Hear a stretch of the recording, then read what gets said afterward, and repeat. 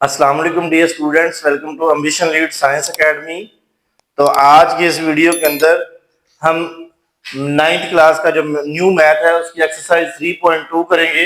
3.2 में हमारे पास question number 1 given है। क्वेश्चन नंबर 1 में हमें u की वैल्यू दी हुई है, a की वैल्यू और b की वैल्यू दी हुई है और हमें ये कुछ जुज़े हैं क्वेश्चन की वो हमें पूछी हुई हैं। इसमें हमें कहा गया सेट a और b को तमाम अरकान को इंदराजी तरीके में लिखे। क्वेश्चन नंबर बी में हमें कहा गया कि ए इंटरसेक्शन बी फाइंड करें और क्वेश्चन नंबर 3 में हमें कहा गया कि विन्स डायग्राम बनाएं। तो सबसे पहले हम जो हमारे पास ये वैल्यूज हैं यू ए और बी की वैल्यूज, इनको हम अंदराजी तरीके से लिखेंगे। तो सबसे पहले अगर आप देखें तो यू की वैल्यू हमें ये कहा जा रहा है कि एक्स जो है वो अजाफ है 2 का। तो 2 का मतलब ये 2 का अजाफ का मतलब कि ये 2 के अजाफकल पे आ रहा है। तो 2 मल्टीप्लाई बाय 1 2 आ जाएगा और 2 मल्टीप्लाई बाय 2 4 आ जाएगा, 2 मल्टीप्लाई बाय 3 6 आ जाएगा और इसी तरीके से आपने 2 को मल्टीप्लाई करते जाना है, 1 के साथ, 2 के साथ, 3 के साथ, 4 के साथ। तो ऐसे ही आपने 30 तक, क्योंकि लास्ट वैल्यू उसने कहा कि ये ग्रेटर देन इक्वल टू 30 होनी चाहिए। तो हमारे पास ये आ गई 30 वैल्यूज। नेक्स्ट अगर हम बात करें तो हमारे पास ए की वैल्यू है और इसमें हमें कहा गया कि एक्स अज़ाफ है 6 का। तो 6 के टेबल के ऊपर हम देखेंगे 6 1 जा 6 आ जाएगा, 6 2 जा 12 आ जाएगा। और अब आपने ये जो वैल्यूज है, अब आप परेशान होंगे यहाँ पे जो है कि अब आपको यहाँ पर ये तो बताया नहीं गया कि कहाँ तक वैल्यूज लिखनी है। तो सब आपने u को, जो आपको यूनिवर्सल सेट गिवन है, आपने इसको मद्देनजर रखना है और इसको, इसकी वैल्यू जो है वो लास्ट वाली वैल्यू चेक करनी है, 30 तक है। तो हमने सारी वैल्यूज 30 तक रखनी है। तो ए में हमारे पास 6 मल्टीप्लाई बाय 2 12 आ जाएगा, 18 14 24 और 30 आ जाएगा। इसके बाद अगर हम बी का देखें तो बी 8 का जाफल है। तो 8 1 जा 8, 8 2 जा 16 और 8 3 जा 24 आ जाएगा। और अगर 8 4 जा करेंगे तो वो इससे बढ़ जाएगा, तो वो हम नहीं करेंगे, हम यहां तक ही रखेंगे इसको। ठीक है जी। नेक्स्ट अगर आप देखें तो हमने ए इंटरसेक्शन बी करना है। तो इंटरसेक्शन करने के लिए अब आपको पता है कि दो वैल्यूज के दरमियान में हमने यहां पर ये वैल्यू लिखी, A intersection B is equal to, और ए की जो वैल्यू है वो हमने यहां से उठाई है और यहां पे कॉपी कर दी है और आगे हमारे पास यहां पर आ रहा है इंटरसेक्शन, तो हमने यहां पे इंटरसेक्शन लगाया और इसके बाद हमारे पास बी की वैल्यू आई है तो हमने बी की वैल्यू लगा के हमने इसका इंटरसेक्शन किया। अब ये दो वैल्यूज हैं, इन दोनों में इंटरसेक्शन का मतलब है कि वो वैल्यू लिखनी है जो दोनों के अंदर हो, जो दोनों के अंदर कॉमन हो। तो हमने कॉमन वैल्यू लिख ली है, तो दोनों के अंदर जो कॉमन वैल्यू है वो आ रही है हमारे पास 24। तो अब हमने ये जो 24 है ये हमने इंटरसेक्शन में लिख दिया। अब हमने इसकी विन्स डायग्राम बनानी है। विन्स डायग्राम बनाने के लिए सबसे पहले हम एक ब्लॉक बनाएंगे, एक रेक्टेंगल बनाएंगे। रेक्टेंगल के अंदर हमारा ये यूनिवर्सल सेट आएगा, सारे का सारा जितना भी यूनिवर्सल सेट के अंदर जो वैल्यूज हैं वो सारी आएंगी। इसके बाद हम यहाँ पे अंदर लगाएंगे 2 सर्कल। ये 2 सर्कल अगर आपस में इंटरसेक्ट करते हैं तो जो वैल्यू यहाँ पर आपके पास कॉमन में थी वो आपने यहाँ पर लिख देनी है। बाकी की वैल्यू जो ए वाला सेट है वो ए में आ जाएगी, जो बी वाला सेट है वो बी में आ जाएगी।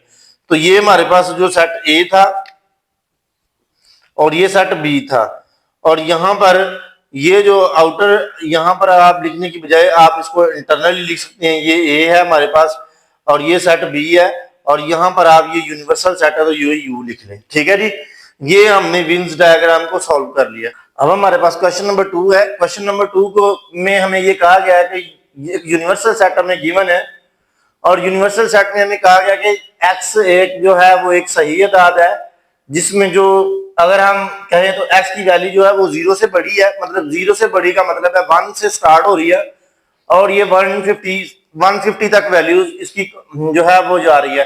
तो एक्स 1 से लेकर 150। और इसके बाद अगर हम बात करें जी की, तो जी में हमें कहा जा रहा है x is x/x equal to 2 की पावर m है। तो 2 की पावर m मतलब एक x एक सही अदद है। तो यहाँ पर अगर हम g की वैल्यू काउंट करें तो यहाँ पर हमने 2 की पावर 0 से लेकर काउंट करवाना है 2 की पावर 7 तक, मतलब हमने m की वैल्यू 7 तक जो है ना वो काउंट करवाना है।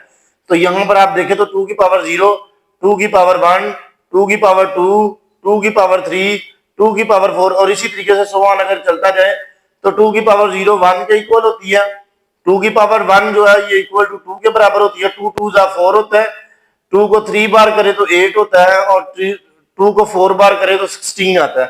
तो इसी तरीके से ये देखें मैंने 1 2 4 8 16 और 32 64 और 128 तक जो वैल्यूज हैं वो मैंने इधर नोट कर दी है।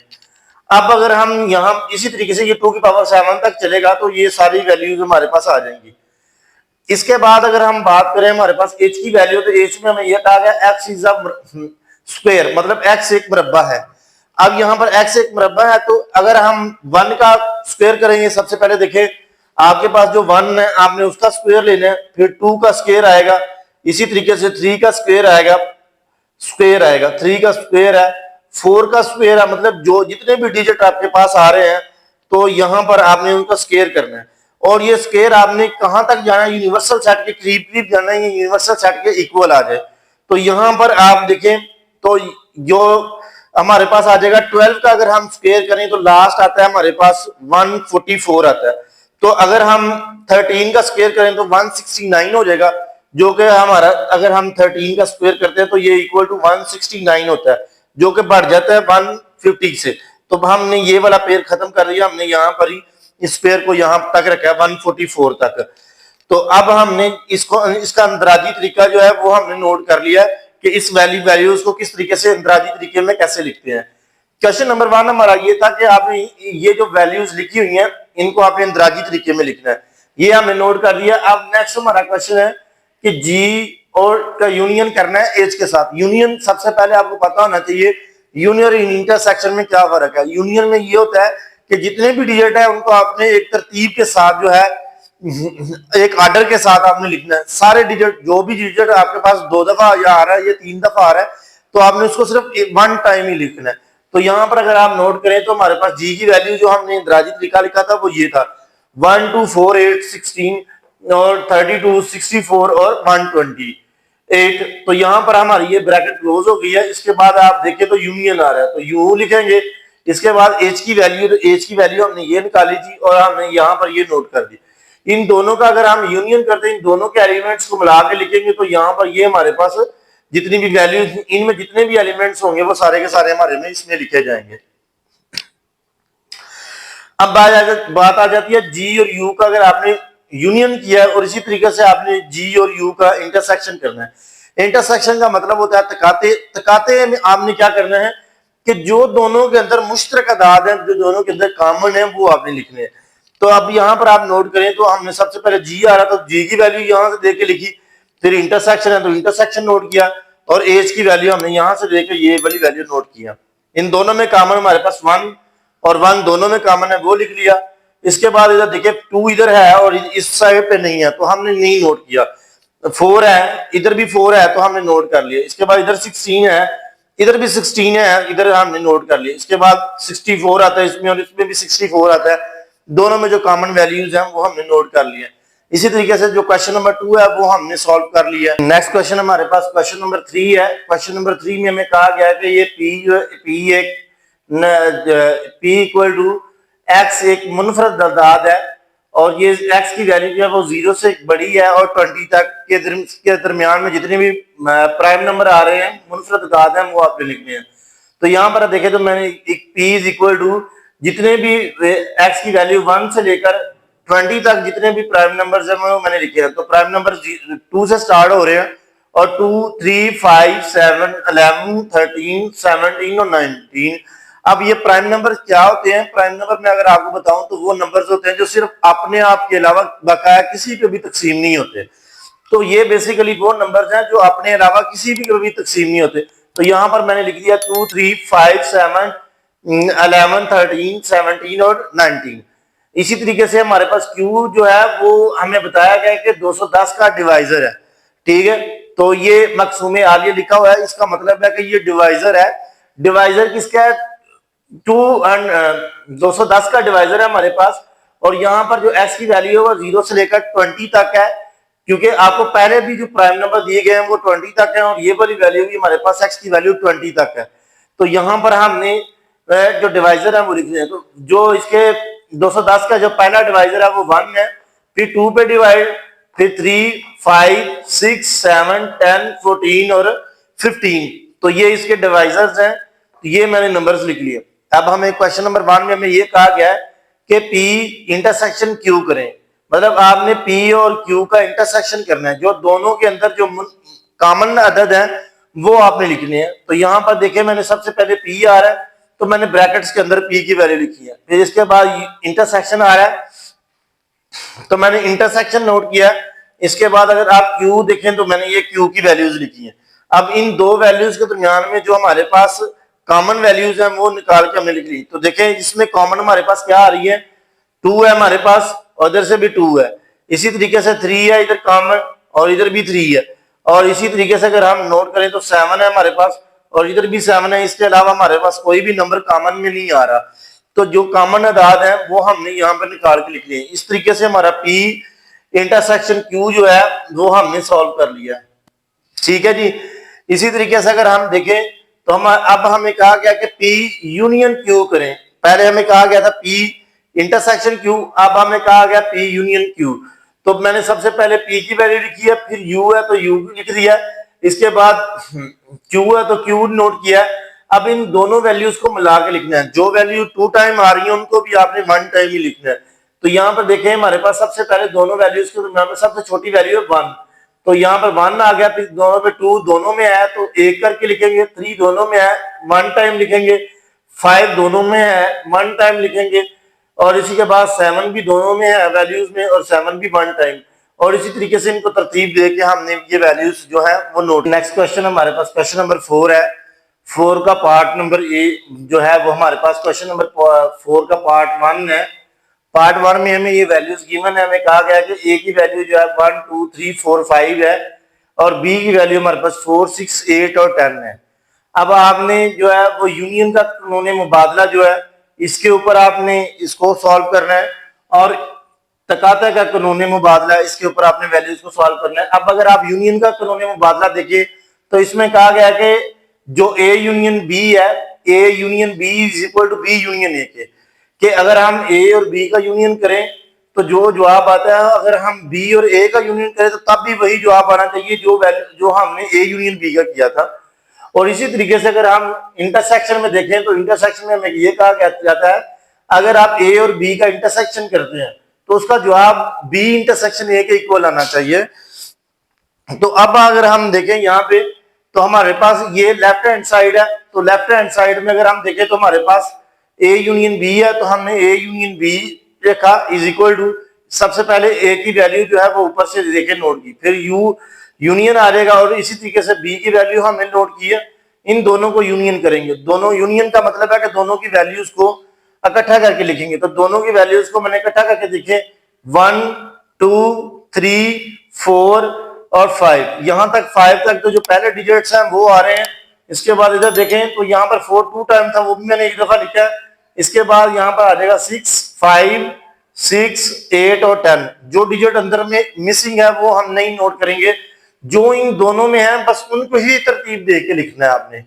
अगर आपने ये नहीं देखना कि इसमें जो 10 तक जो नंबर मिसिंग है वो भी लिख लें, नहीं, बल्कि जो डिजिट हमारे पास इधर गिवन है जस्ट हम उन्हीं को तरतीब देंगे, उनके अलावा किसी नंबर को तरतीब नहीं दे सकते।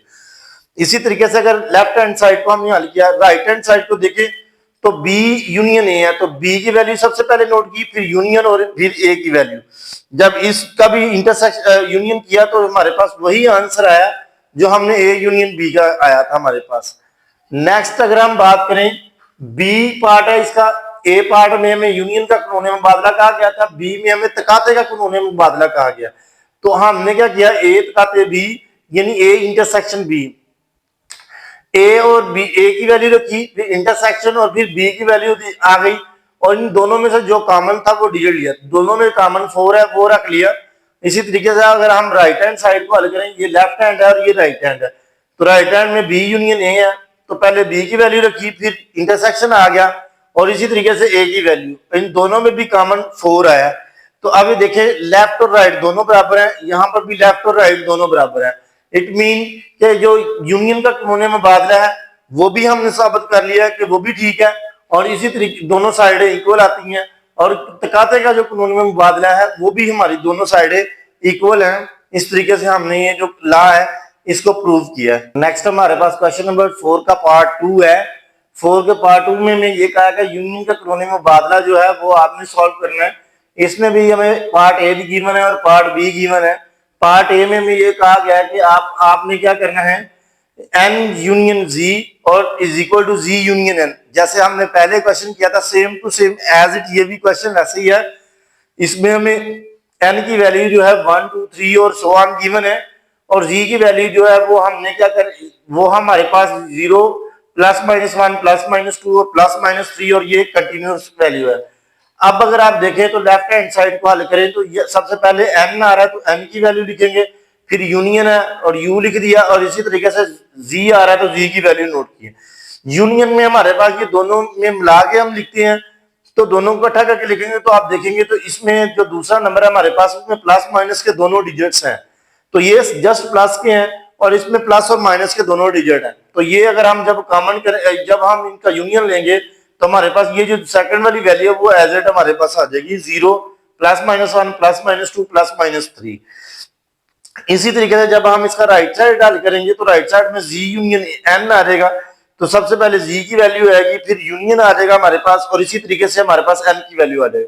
दोनों का यूनियन करेंगे तो हमारे पास जो फर्स्ट वाली वैल्यू है, क्योंकि इसमें हमारे पास प्लस की जस्ट डिजिट है और इसमें हमारे पास प्लस और माइनस के दोनों डिजिट्स हैं, तो अब हमने यहाँ पे प्लस और माइनस के दोनों डिजिट लिख देने हैं यूनियन के अंदर। ठीक है जी।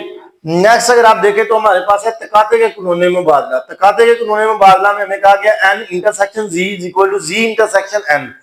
तो लेफ्ट हैंड साइड में हमने n इंटरसेक्शन z किया, इसमें हमारे पास पहले n की वैल्यू 1 2 3 आ रही है, इंटरसेक्शन है 0 प्लस माइनस 1 प्लस माइनस 2 और प्लस माइनस 3 और ये कंटिन्यूस वैल्यू है। अगर आप देखें तो इसमें इंटरसेक्शन करना है, इंटरसेक्शन का मतलब है दोनों में कॉमन, तो दोनों में कॉमन का मतलब ये है कि इसमें प्लस वाली वैल्यू है और इसमें भी प्लस और माइनस की दोनों है, तो हम इसमें भी प्लस की वैल्यू कॉमन है और इसमें भी प्लस की जो वैल्यूज हैं वो कॉमन है। वो कॉमन कौन सी है, 1 2 3, इसमें भी 1 2 3 जो डिजिट्स हैं वो कॉमन है, वो हम लिख लेंगे, ये हमारे पास आंसर आ जाएगा। राइट हैंड साइड में अगर हम बात करें तो z इंटरसेक्शन n करेंगे तो सबसे पहले z आएगा, फिर यूनियन इंटरसेक्शन और फिर हमारे पास n की वैल्यू आएगी।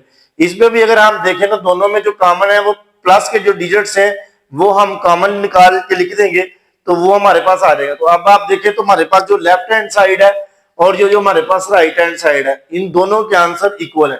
तो यहाँ पर भी हमने कानून मुबादला जो है वो प्रूव किया और यहाँ पर भी अगर आप देखें तो ये दोनों साइडें हमारी इक्वल हैं, तो इस ये हमने इधर हमने यूनियन का कानून को प्रूव किया और इधर हमने तकाते के कानून को जो है वो प्रूव किया।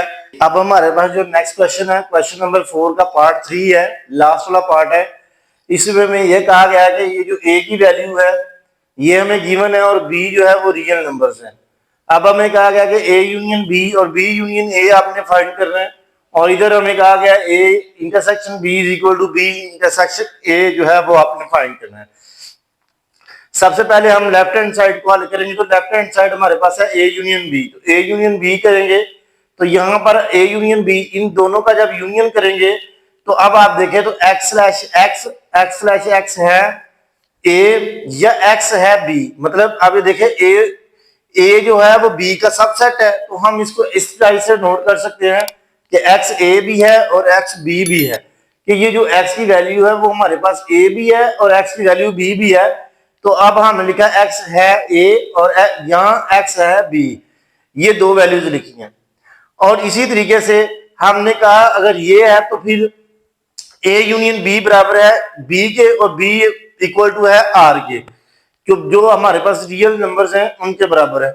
इसी तरीके से जब हमने राइट हैंड साइड को हल किया तो राइट हैंड साइड में भी हमने सेम यही वाली वैल्यू लिखी, x है b या x है a, ये वाली वैल्यू हमने पहले लिख ली क्योंकि अब हमारे पास b पहले है और यहाँ पर a बाद में, तो हमने यहाँ पर a बाद में लिखा है x है a। तो यहाँ पर भी ये जो है ये हमारे पास जो है a जो है वो b का सबसेट है, तो हम यही कहेंगे b union a is equal to b के और b इज इक्वल टू है r के, वो हमने ऊपर बताया हुआ है कि b r के इक्वल है।